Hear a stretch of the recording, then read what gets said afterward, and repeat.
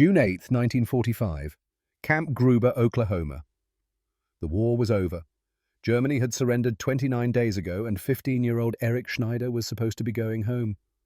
Instead, he stood gripping a chain-link fence with both hands knuckles white against the silver wire, staring out at the endless American prairie, as if memorizing every blade of grass, every cloud in that impossibly wide sky.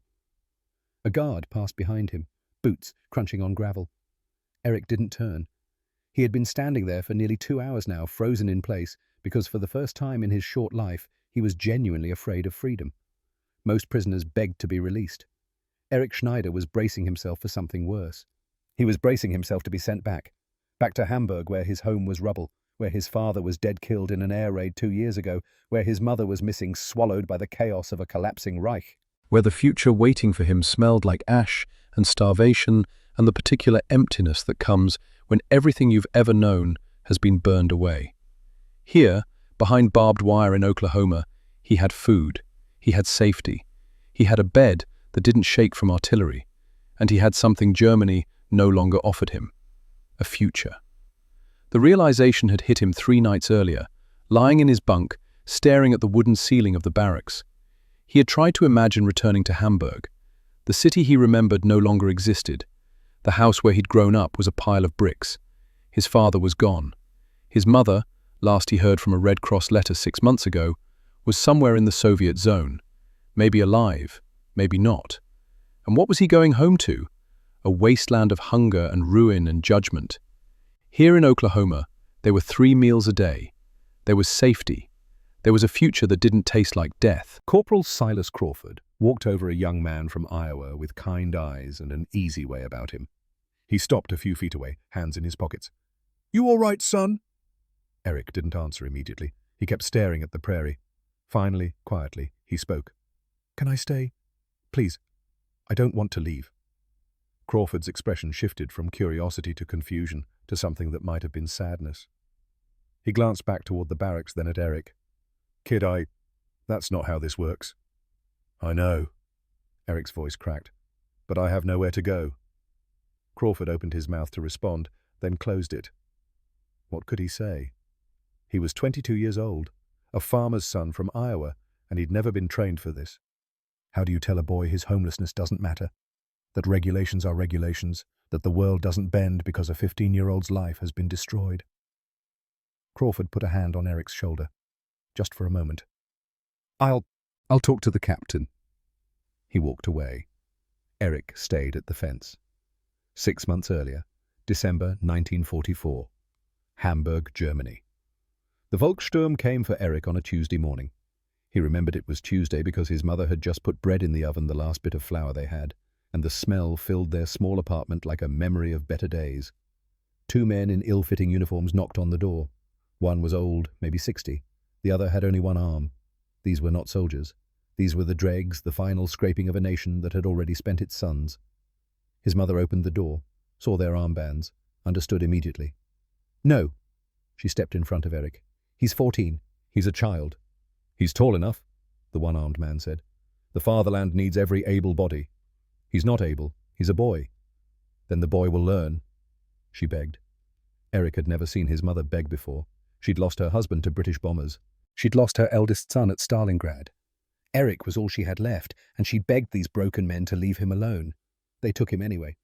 They gave him a rifle taller than he was, and a uniform that hung on his thin frame like laundry on a line. They told him to defend the fatherland. They told him the Americans were brutal, that capture meant torture and death, that the stories of mercy were propaganda designed to make soldiers surrender. Eric didn't believe them, but he didn't disbelieve them either. At 14, he simply didn't know what to believe anymore. His unit was sent east toward the advancing Americans. They marched through frozen fields and towns that had been bombed into abstraction. They dug trenches in ground so hard they had to use grenades to break the earth. At night, they huddled in abandoned buildings and tried not to think about what morning would bring. Eric never fired his rifle in anger. His unit surrendered near Aachen in February 1945. They'd been surrounded for 3 days, out of food, out of ammunition, out of hope. When the Americans came, Eric and the other boys simply stood up from their positions with their hands raised. The GIs who captured them looked more confused than angry. One soldier, a kid from Iowa, barely older than Eric himself, walked up and stared at the group of teenagers in oversized uniforms. He shook his head slowly. Jesus Christ. How old are you? 14, Eric said. Then in broken English, 14. The soldier pulled out a pack of cigarettes, offered one to Eric. Eric didn't smoke, but he took it anyway. It was the first kindness he'd received in months. He held that cigarette in his trembling hand and realized he was crying. The soldier looked away, embarrassed by the boy's tears. You're okay now, kid. War's over for you. Eric didn't believe him. How could the war be over when everything he'd ever known was gone? The train ride to America took 3 weeks. Eric and 200 other German child soldiers were packed into the hold of a Liberty ship called the Marine Falcon. The Atlantic in winter was grey and endless and violent. Half the boys were seasick the entire voyage. The other half sat in silence processing what had happened to their lives. Eric spent most of the crossing sitting with 5 other boys who'd become something like friends. There was Otto Richter, 15 from Munich, who swore constantly that he would escape the moment they landed. He would steal a boat and sail back to Germany. He would find his family. He would rebuild. There was Hans Weber, 16 from Berlin, who was quieter, more practical. Hans had watched his entire neighborhood burn in a single night of bombing. He rarely spoke about it. There was Lucas Brenner, just 13, the smallest of them all. His uniform was so large that the sleeves covered his hands. His helmet kept sliding over his eyes. Lucas had cried himself to sleep every night for the first week, then stopped crying altogether, which was somehow worse. There was Franz Klein, 14 from Cologne, who still believed. He believed in the propaganda. He believed the Americans were monsters. He believed Germany would rise again. He recited what he'd been taught like prayers, and the other boys let him because what else could they do? And there was Werner Vogt, 16 from Stuttgart, who was sick, thin and pale and weak, coughing blood into rags. Werner was terrified the Americans would kill him when they discovered he was no longer useful. These 6 boys formed a unit, not by choice, but by proximity and shared fear. They didn't know where they were going. They didn't know what would happen to them. They only knew they were alive, which was more than many could say. When the ship finally docked in New York, they were loaded onto trains. The trains took them west through landscapes so vast and untouched by war that Eric couldn't quite believe they were real. No bomb craters, no burned forests, no skeletal buildings, just fields and towns and people living ordinary lives. The train brought them to Oklahoma, to Camp Gruber, outside a small town called Muskogee. The camp itself was sprawling. Rows of wooden barracks, guard towers, fences topped with barbed wire. It looked like every prisoner of war camp Eric had imagined, and yet something about it felt different. Cleaner, more organized, less cruel. When they arrived in March 1945, the prairie stretched out in every direction, vast and quiet. There were no bombed-out buildings, no sirens wailing, no distant thunder of artillery, just wind and grass and an endless blue sky. The guards were firm, but not brutal. They shouted orders but didn't strike. They watched the boys carefully but without obvious hatred. And then there was Captain Nathaniel Whitmore. Captain Whitmore was 34 years old, tall and lean, with greying hair at his temples and eyes that had seen enough death to last several lifetimes. He'd served in North Africa, and Italy had watched good men die for inches of ground, had given orders that sent boys barely older than these prisoners into gunfire. They wouldn't survive. He was tired of war, tired of death, tired of the arithmetic of killing. When the first transport of child prisoners arrived at Camp Gruber in March, Whitmore gathered his officers in the administration building and gave them a single clear directive. These are children, not soldiers. Children. We will treat them accordingly. Several of the men shifted uncomfortably. Lieutenant Barnes, who'd lost a brother at Normandy, spoke up. Sir, with respect, these boys wore swastikas. They wore what they were ordered to wear, Whitmore interrupted. They fought because the alternative was a firing squad.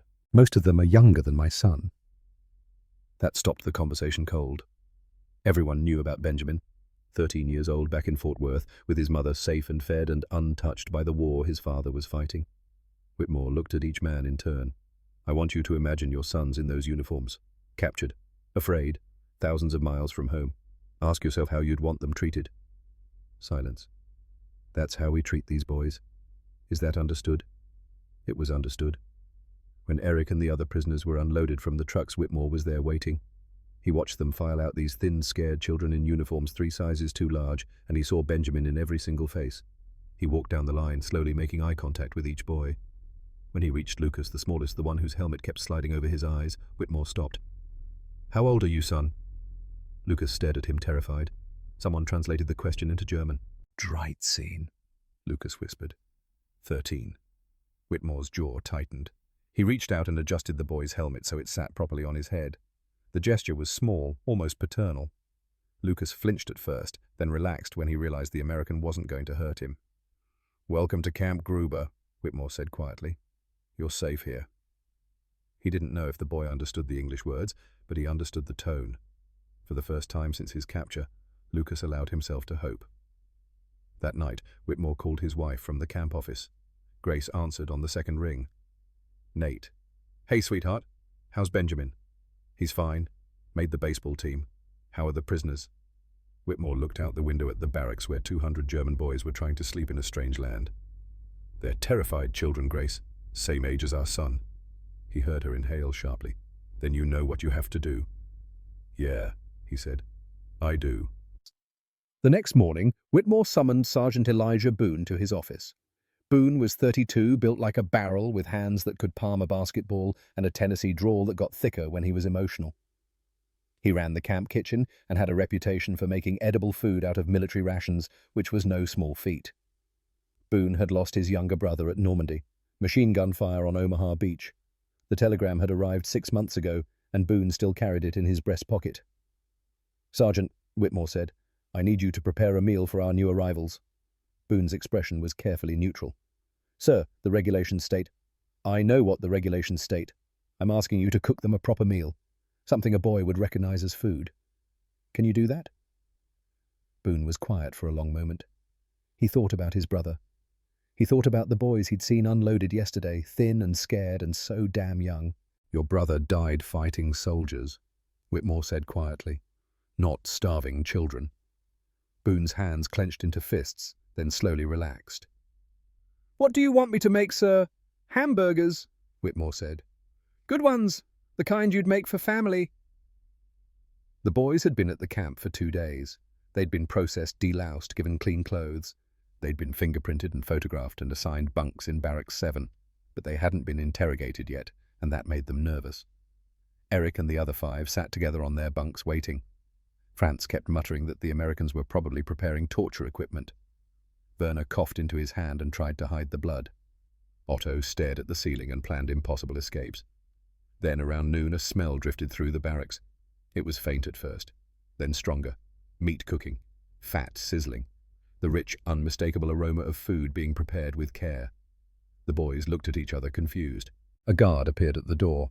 Corporal Crawford, the young man from Iowa. "All right, everyone up. Follow me." They expected to be led to an interrogation room. Instead, they were taken to the mess hall. The smell was overwhelming now. Eric's stomach clenched with sudden, desperate hunger. He couldn't remember the last time he'd smelled real meat cooking. Inside the mess hall, tables had been set, and at each place setting was a tray. On each tray was a hamburger. A real hamburger with a thick beef patty, melted cheese, a soft bun. Next to it, a pile of French fries still steaming. A cup of water. A piece of fruit. The boys stared. This had to be a trick. A test. Some kind of cruel joke before the real punishment began. Captain Whitmore stood at the front of the room. Dr. Wilhelm Adler, a German immigrant who'd fled Berlin in 1938, stood beside him to translate. "Gentlemen," Whitmore said, and Adler repeated in German, "You have traveled a long way. You are tired. You are afraid. We understand this. Before we proceed with any official matters, we wanted to ensure you were fed properly. Please, sit, eat." No one moved. Whitmore picked up one of the hamburgers and took a bite. He chewed, swallowed, set it down. "It's not poisoned. It's food. Your children and children need to eat. Please." Slowly, hesitantly, the boys sat down. Eric stared at the hamburger in front of him. The smell was intoxicating. The burger was still warm, the cheese melted into yellow pools, the bun soft and fresh. He picked it up with shaking hands. He took a bite. The taste hit him like a physical blow. Rich, salted. The beef was real fatty seasoned. The cheese was creamy. The bun was soft and slightly sweet. It was the first time Eric had tasted food like this since before the war, and the contrast with months of military rations and near starvation was so overwhelming that his knees buckled. He sat down hard on the bench and kept eating. Tears ran down his face, and he didn't bother wiping them away. He just ate, bite after bite, tasting comfort and safety, and the impossible notion that maybe, just maybe, he wasn't going to die here.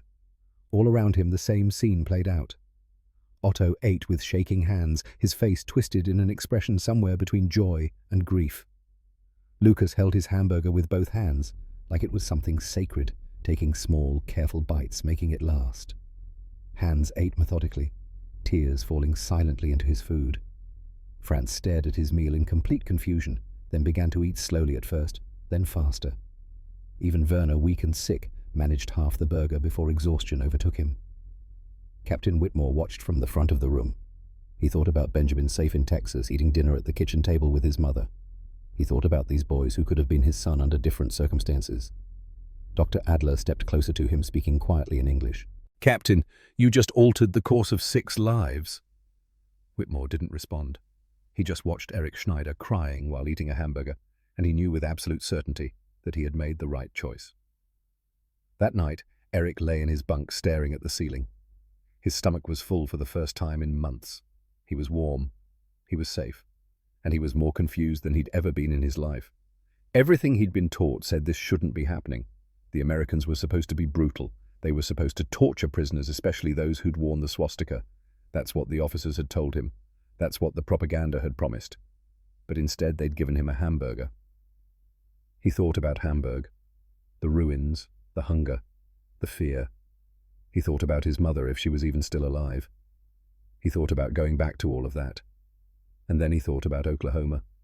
The wide sky, the safety, the kindness in Captain Whitmore's eyes, the taste of that hamburger. For the first time since his capture, Eric Schneider fell asleep without nightmares.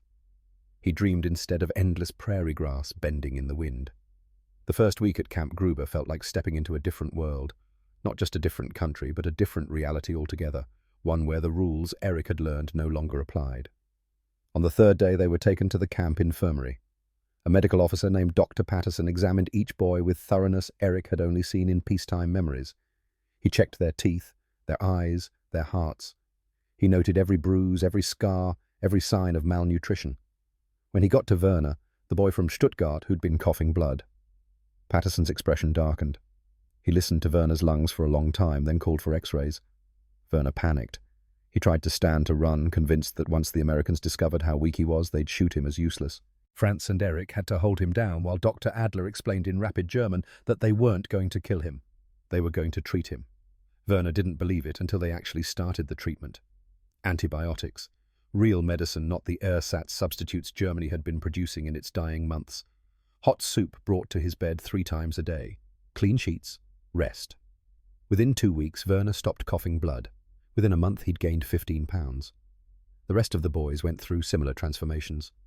They were given hot showers, the first many had experienced in months. The water was clean and endless, heated to the point of luxury. Eric stood under the spray for 20 minutes the first time, watching months of dirt and fear swirl down the drain until Corporal Crawford knocked on the stall and told him gently that other boys were waiting. They were issued new clothes, not uniforms, but simple civilian wear, trousers that fit, shirts without holes, socks. Real socks, thick and warm. At night they slept in real beds with real mattresses and wool blankets that didn't smell like mildew and death. The barracks were heated. The roof didn't leak. There were no rats. For boys who'd spent months in frozen trenches and bombed-out buildings, it felt like a fever dream. But the real transformation began when Dr. Wilhelm Adler started teaching.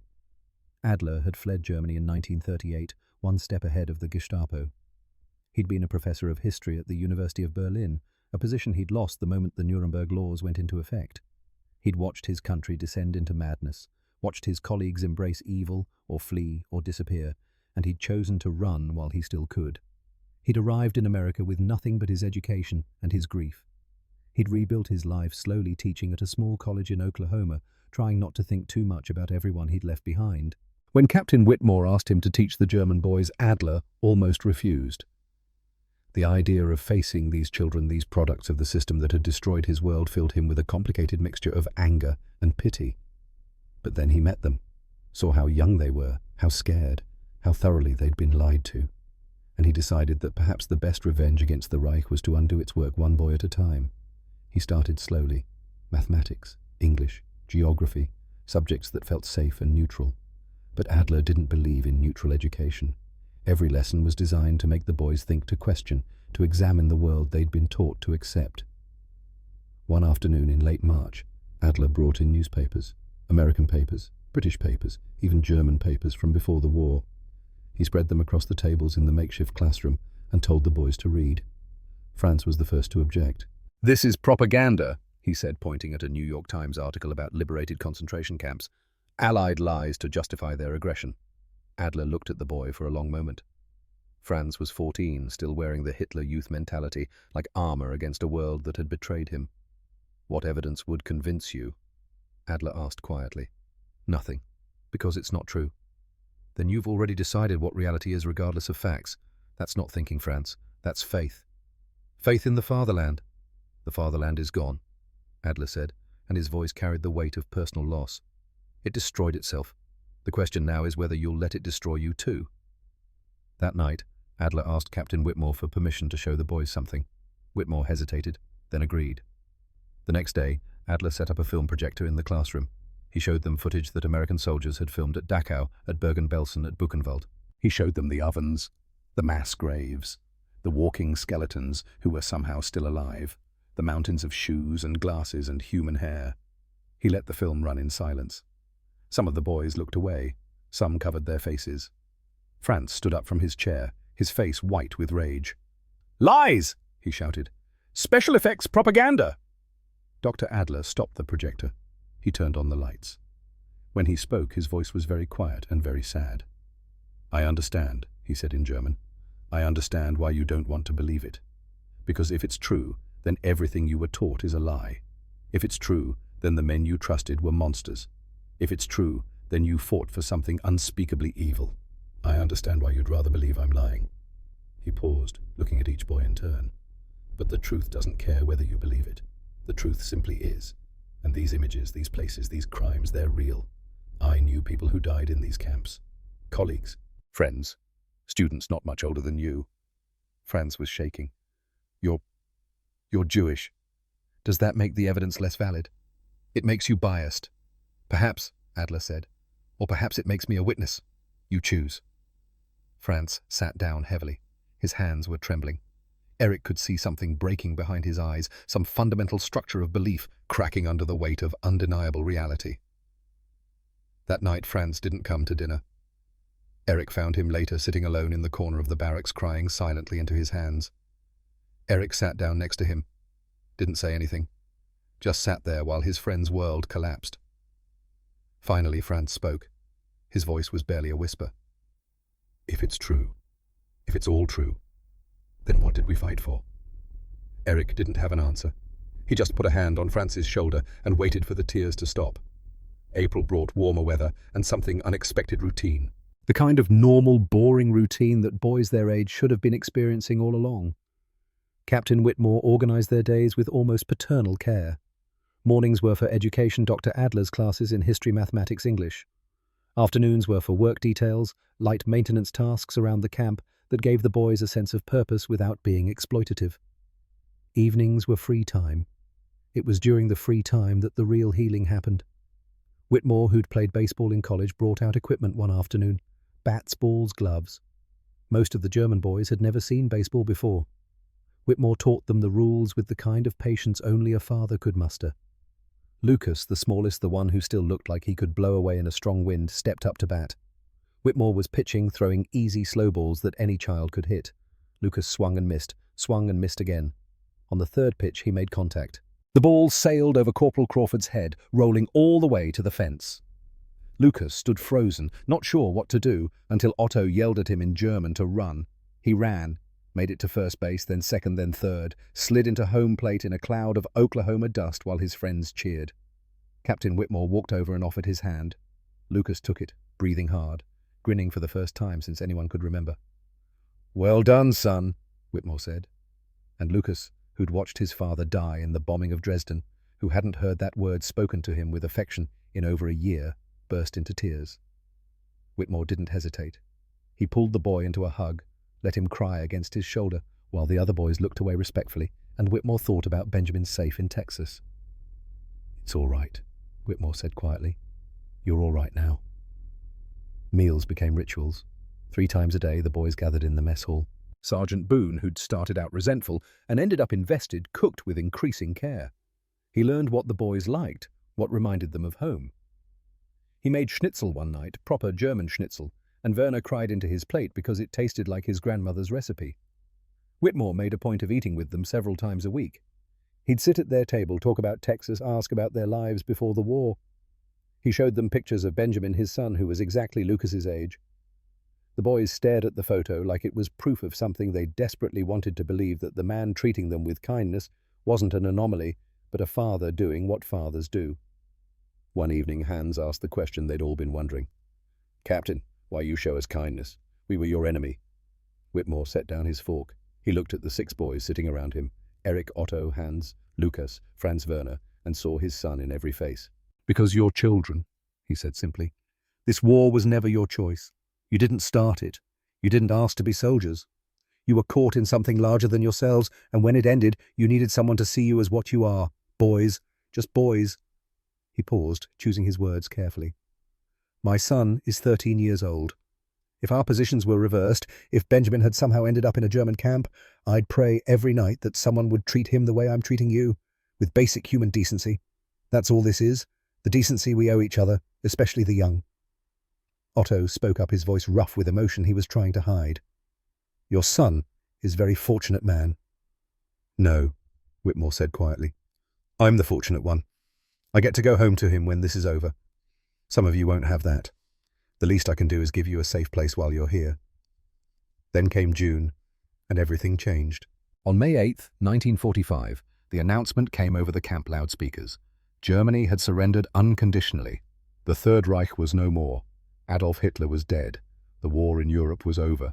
The American soldiers cheered. Letters would be sent. Men would go home. The nightmare was finished. In Barracks 7, the 6 German boys sat in silence. Hans finally spoke.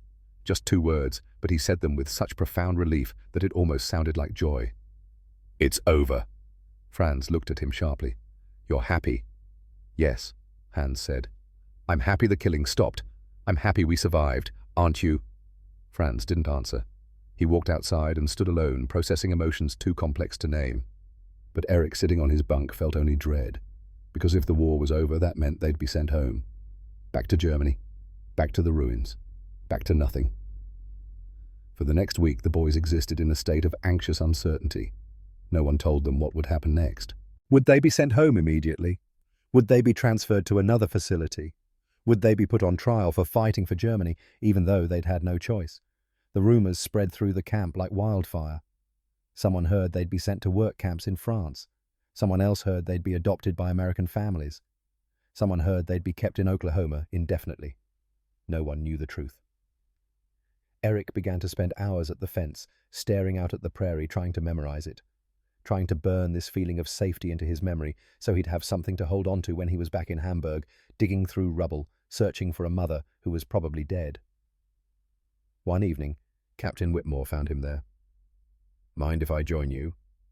Eric shook his head. They stood together in silence for a few minutes, watching the sunset over Oklahoma painting the grass gold and amber. "You don't want to go back," Whitmore said. It wasn't a question. "No, sir." "Why not?" Eric struggled to find the English words. Finally, he switched to German, trusting Whitmore to find a translator later if needed. "Hamburg ist tot. Meine Mutter ist verschwunden. Mein Vater ist tot. Mein Bruder ist tot. Was bleibt für mich? Hamburg is dead.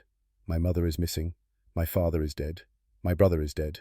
What remains for me?" Whitmore understood enough. He was quiet for a long moment. "I'm sorry, Eric. I truly am. But the Geneva Convention requires repatriation of prisoners of war. I can't change that."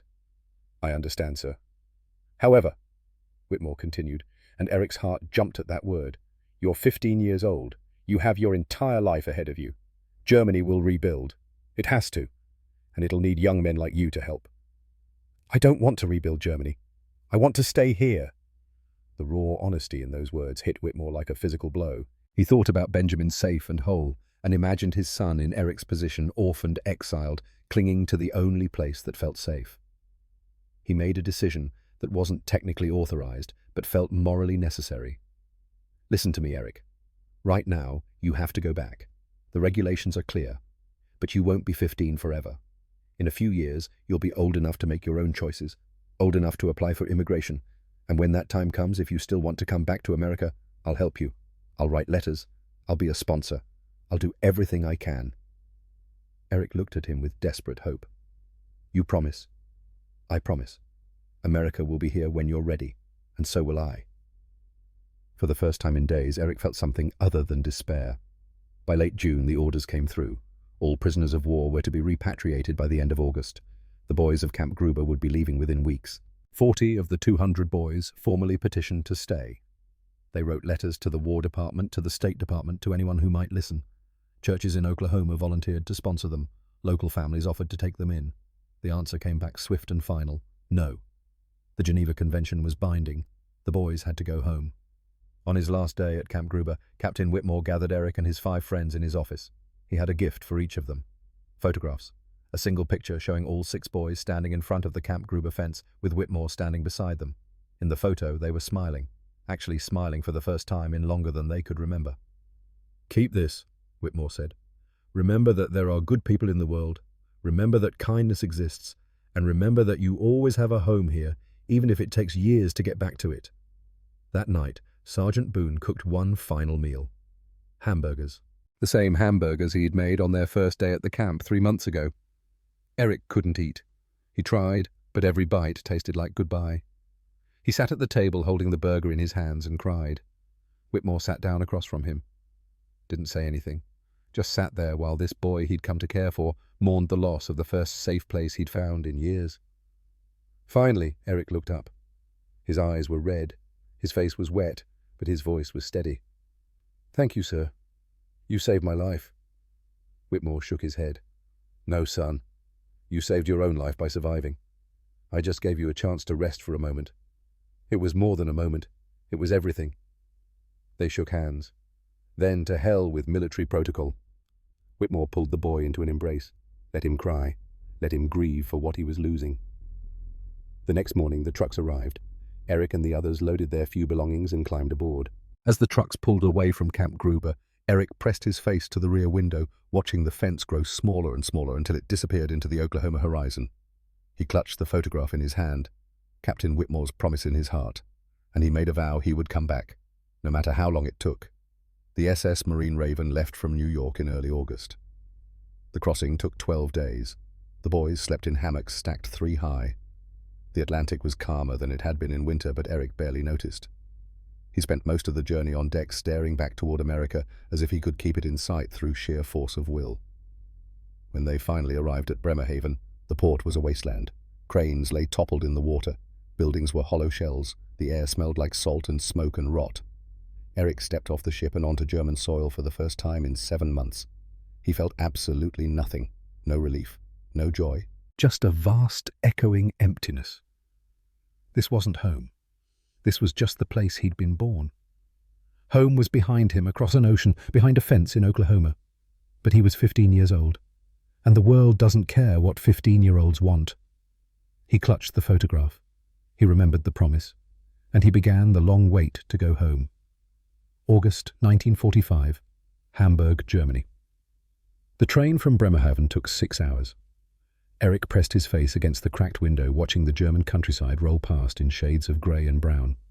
Farmhouses with missing roofs, fields pocked with craters, forests stripped bare by artillery. Everything looked dead or dying. When the train pulled into Hamburg's main station, Eric almost didn't recognize it. The grand terminal he remembered from childhood was a skeleton. Half the roof had collapsed. The platforms were cracked and listing. People moved through the wreckage like ghosts, carrying whatever possessions they had left in worn suitcases and bundles tied with string. Eric stepped onto the platform with his single canvas bag. Everything he owned in the world fit inside it. A change of clothes, the photograph from Camp Gruber, a letter from Captain Whitmore with an address in Fort Worth, Texas. He walked out into his city. Hamburg was gone. Not damaged, not wounded. Gone. 70% of it had been destroyed by Allied bombing, and what remained looked like the bones of something that had died screaming. Entire neighborhoods were just rubble fields stretching to the horizon. The streets Eric had walked as a child existed only as paths through debris. He found his way to where his family's apartment building had stood. The address was burned into his memory, Eimsbütteler Straße 47. He'd lived there his entire life. His father had carried him through that door as an infant. His mother had cooked dinner in that kitchen every night. It was a pile of bricks now. He stood there for an hour, staring at the ruins, trying to find something recognizable. A piece of wall, a door frame, anything. But the building had been so thoroughly destroyed that he couldn't even tell which pile of rubble had been which apartment. A woman walking past stopped and looked at him. She was old, thin, carrying water in a dented bucket. "Are you looking for someone?" "My mother," Eric said. His voice sounded strange after an hour of silence. "Margareta Schneider. She lived here." The woman shook her head slowly. "I don't know her, but you can check the refugee lists at St. Michael's Church.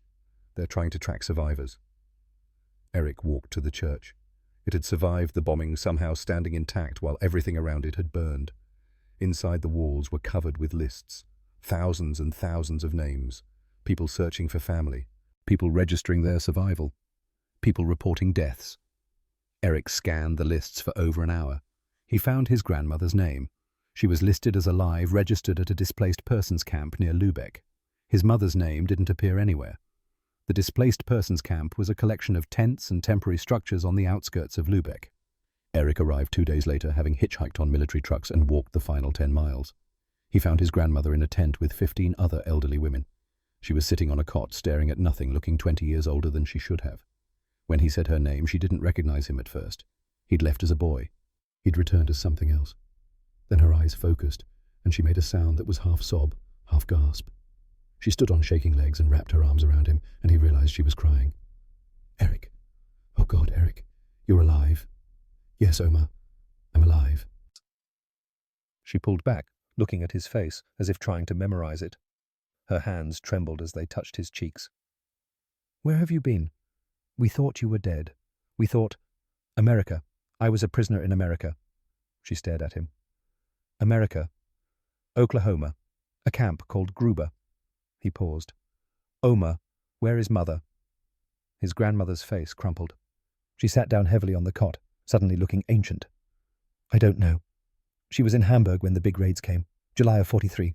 I got a letter from her in August saying she was alive, that she was going to try to reach the Soviet zone to stay with her cousin. That was the last I heard. Nothing since then. Nothing. 2 years, Eric. She could be alive. She could be in a Soviet camp. She could be—" She couldn't finish the sentence. Eric sat down beside her. He put his arm around her thin shoulders. They sat together in silence, 2 survivors trying to process a loss that might not even be final, which somehow made it worse. Finally, his grandmother spoke again. Her voice was very quiet. "Where did they send you this camp in Oklahoma?" "Camp Gruber, outside a town called Muskogee." Were they cruel to you?" Eric thought about Captain Whitmore, about Sergeant Boone's hamburgers, about learning baseball, about Dr. Adler's classes, about feeling safe for the first time in years. "No," he said. "They were kind." His grandmother looked at him for a long moment. Then she said something that Eric would remember for the rest of his life. "You should have stayed." Eric tried to build a life in the ruins. He found work on a rubble crew clearing debris from the streets of Hamburg. It was brutal labor. 10 hours a day of hauling bricks and broken concrete, breathing dust, digging through the remains of people's lives. They found things in the rubble. Toys, photographs, sometimes bones. The pay was almost nothing. A few marks a day, barely enough for bread and thin soup. At night he attended classes at a makeshift vocational school run by British occupation authorities. He learned carpentry. He learned electrical wiring, skills that would help rebuild a city that felt like someone else's problem. He shared a room with 5 other young men in a building that had somehow survived mostly intact. They slept on mattresses on the floor. They pooled their rations. They tried not to talk about what they'd lost because everyone had lost everything, and there were no words left that meant anything. But every night before he fell asleep, Eric took out the photograph from Camp Gruber. He looked at it by candlelight. 6 German boys and 1 American captain smiling in front of a fence in Oklahoma. He remembered the taste of hamburgers, the sound of Whitmore calling him son, the feeling of safety. And he made plans. March 1946. Eric received a letter forwarded through the Red Cross. It was from Hans Weber, his friend from Camp Gruber. Hans was back in Berlin working for the American occupation government as a translator. The letter was brief, but devastating. Eric, I have terrible news. Otto is dead. He died in Munich in February. Starvation, they said, though I think it was more than that. I think he just gave up. You remember how he was always talking about escaping, about going home? He got his wish. He came home, and home killed him. I think about Oklahoma every day. I think about Captain Whitmore and Sergeant Boone. I think about feeling safe. Berlin is hell, Eric. Germany is hell. But at least I'm alive. I hope you are too. Write to me if you can. Hans. Eric stood in his shared room, holding the letter, and felt something break inside him. Otto had been 15 years old, the same age as Eric. He'd survived the war, survived the camps, survived the journey back to Germany. And then he'd starved to death in the ruins of Munich because there was no food and no hope and nothing left to live for. It could have been any of them. It could have been Eric. The only difference was luck and a stubborn refusal to let Germany win. Eric walked to Otto's grave when he could afford the train fare to Munich. It was in a mass cemetery on the outskirts of the city, one cross among thousands. The marker just said, Otto Richter, 1930 to 1946. Eric stood there in the cold March rain and made a promise to his dead friend. I'm getting out. I'm going back. I won't let this place kill me too.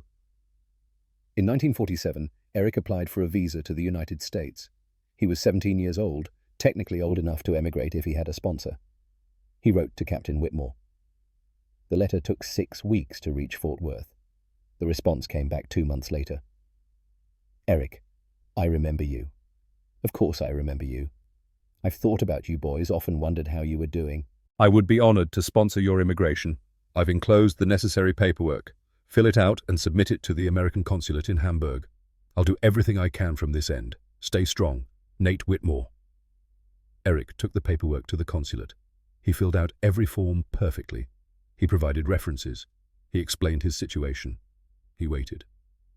3 months later, the rejection letter arrived. He was too young. He had no marketable skills. He had no family in America. Application denied. Eric crumpled the letter in his fist and threw it across the room.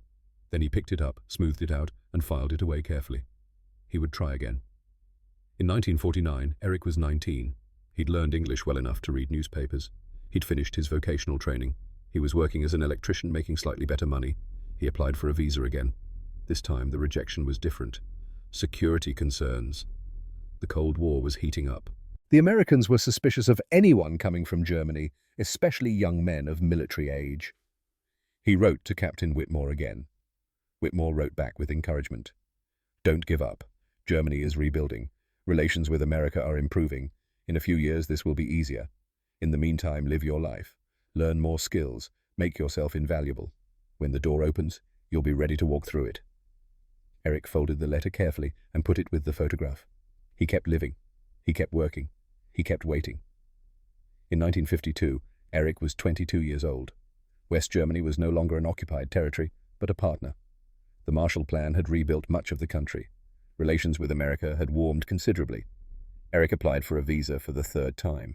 The paperwork was thick. He had to provide evidence of employment, proof of good character, letters of recommendation. He had Captain Whitmore's sponsorship letter. He had a job offer from an electrical company in Tulsa, Oklahoma, arranged through Whitmore's connections. He submitted everything to the consulate and waited. The wait was unbearable. Every day he checked for mail. Every day brought nothing. Then on a cold morning in November, a letter arrived with an American stamp. His hands shook as he opened it. Your application for immigration to the United States has been approved. Eric read the sentence 3 times to make sure he wasn't hallucinating. Then he sat down on his bed and cried like he hadn't cried since the day he'd left Oklahoma 7 years ago. He was going home. March 1953. Eric boarded a ship in Hamburg Harbor. The voyage to New York took 8 days. He spent most of it on deck, watching the Atlantic roll beneath him, remembering another crossing in the opposite direction.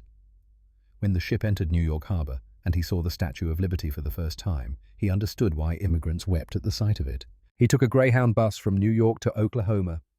40 hours of American highway, American towns, American landscapes untouched by war. When the bus pulled into Tulsa, Eric stepped off with his single suitcase and looked around at a city that had never been bombed, never been starved, never been destroyed. He'd made it. The next day, he borrowed a car from his new employer and drove to Camp Gruber. The camp was gone, completely dismantled. The barracks had been torn down, the fences had been removed. All that remained was an open field of prairie grass bending in the Oklahoma wind. Eric parked the car and walked to where he remembered the fence had stood, the place where he'd gripped the chain-link wire and begged Corporal Crawford to let him stay. He stood there for an hour, just breathing. The air smelled like grass and sun and freedom. This was home, not Hamburg where he'd been born. This empty field in Oklahoma where he'd first felt safe. He took out the photograph. It was worn now, creased from being carried for 8 years. But the image was still clear. 6 boys and 1 captain smiling. Eric smiled back at his younger self. "I made it," he whispered. "I came back." In 1954, Eric met Eleanor Whitman at a church social in Tulsa. She was a schoolteacher from Kansas, 23 years old, with kind eyes and an easy laugh. She'd moved to Tulsa the year before looking for a fresh start after her father's death. She taught 2nd grade and spent her weekends volunteering at the library. She asked him about his accent. He told her he was from Germany but had spent some time in Oklahoma during the war. "Prisoner of war," he admitted. "Camp Gruber." She looked at him with surprise, then compassion. "That must have been difficult." "Actually," Eric said, "it saved my life."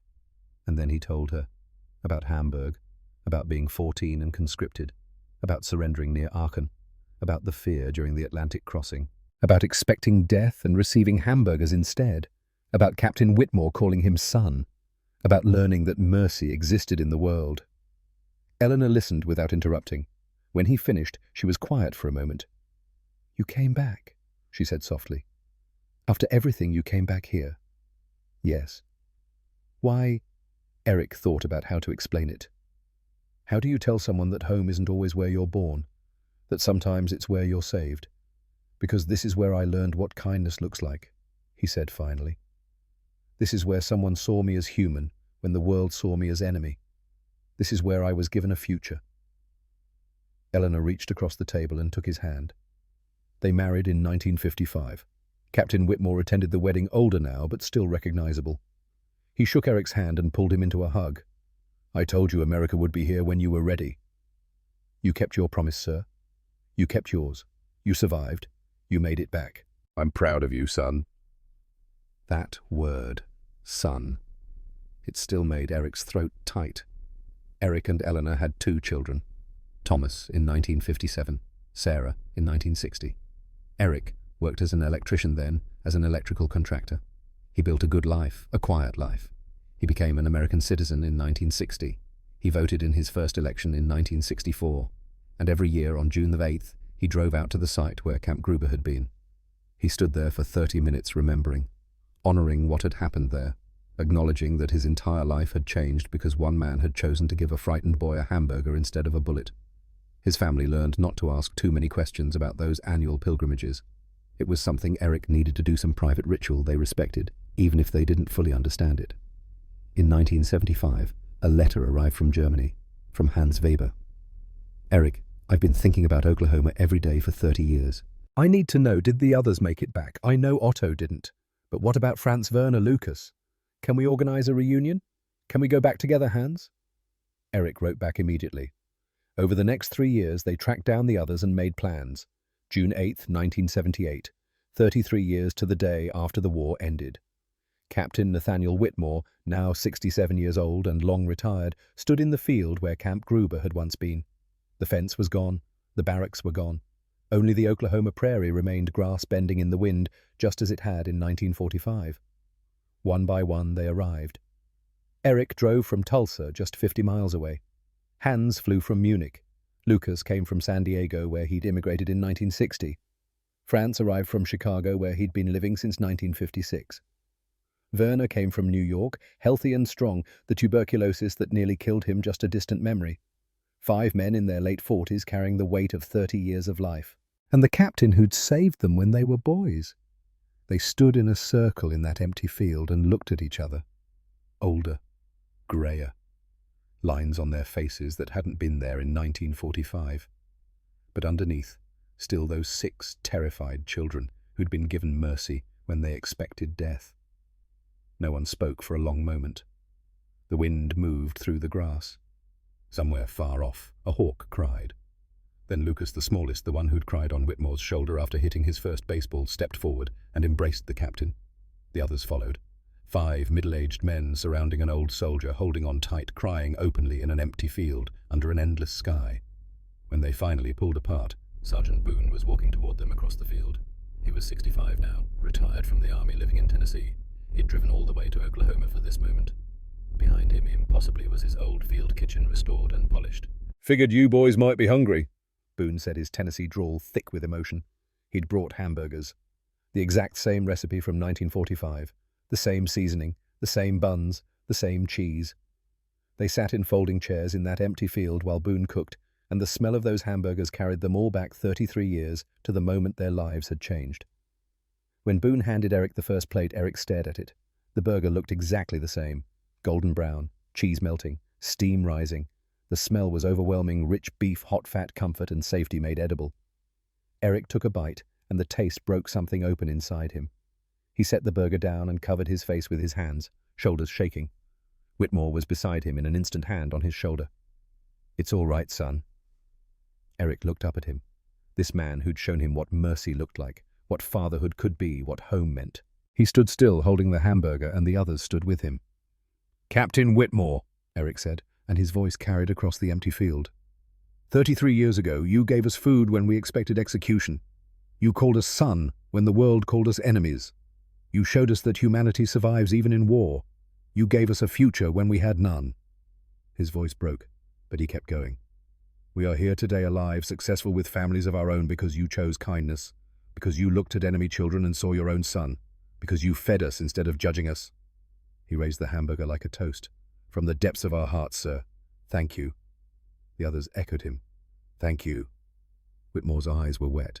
He stood slowly looking at these 5 men who'd become living proof that small acts of compassion can ripple through decades.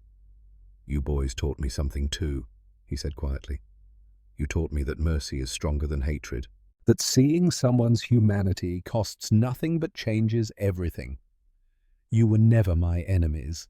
You were children caught in a machine larger than yourselves, and every one of you proved that when we choose kindness, when we choose to see each other clearly, we change the world." He paused, looking at each man in turn. "You changed my world. You made me a better father, a better man. You showed me what matters. So thank you for surviving, for coming back, for remembering." They raised their hamburgers together. To survival, to second chances, to mercy, to home. They ate together in that empty field, and for a few hours they were boys again, safe and fed and loved, while the Oklahoma wind moved through the grass and the sun traveled slowly across the sky. Captain Nathaniel Whitmore died 4 years later in 1982. The 5 men attended his funeral in Fort Worth. Eric Schneider lived another 16 years in Tulsa. He watched his children grow married, give him grandchildren. He worked until he was 65, then retired and spent his days in his garden and his evenings reading to his grandchildren. Every June 8th he drove to the empty field where Camp Gruber had been. Every year without fail for 43 years. In November 1998, at the age of 68, Eric died quietly in his sleep. His funeral was small. Family, friends, neighbors who'd known him as a gentleman with a slight German accent who never talked much about the war. After the service, Thomas sorted through his father's belongings. Clothes, papers, tools, a lifetime of accumulated objects, each one a small piece of the life Eric had built. In his father's wallet, worn soft with age, Thomas found a photograph. It was faded, the corners rounded from being handled thousands of times. The image showed 6 young boys in oversized clothes and 1 American captain in uniform standing in front of a chain-link fence. They were smiling, actually smiling, all of them, as if they'd forgotten for just a moment what the world had done to them. Thomas recognized his father immediately. The boy on the far left, thin and young, and holding onto the fence like it was the only solid thing in the universe. He turned the photograph over. On the back, in his father's careful handwriting, 3 words in ink that had bled slightly with age, but remained perfectly clear: "Where I belonged." Thomas sat with that photograph for a long time. He thought about his father's annual trips to that empty field, about the way he'd sometimes look at his children with an expression of profound gratitude, about the times he'd woken from nightmares speaking German, then apologized, and refused to explain. He finally understood. His father had been born in Hamburg, but he'd been saved in Oklahoma. And the place that saves you, that's where you belong. Not the place that made you, but the place that chose to keep you alive. The place where someone first called you son and meant it, where a meal meant you matter, where mercy replaced judgment. The photograph is framed now. It hangs in Thomas's house in Tulsa. When his children ask about it, and they do ask, he tells them the story. About 6 German boys who expected death and got hamburgers instead. About an American captain who chose kindness when hatred would have been easier. About the meaning of home and how sometimes you have to cross an ocean twice to find it. The fence is gone. The camp is gone. The men are gone. But the lesson remains. That in the darkest times, a single act of human decency can alter the course of a life. That mercy is never wasted. That seeing someone's humanity costs nothing but means everything. That home isn't always where you're born. Sometimes it's where you're first truly seen, first truly safe, first called son by someone who chose to love you when the world said they shouldn't. For Eric Schneider and 5 other boys, home was a fence in Oklahoma, a hamburger cooked with care, and a captain who looked at enemy children and saw his own son looking back. And sometimes that's all it takes to save a life. A fence, a hamburger, a man who chose kindness, and the courage to believe despite everything that mercy still exists in the world.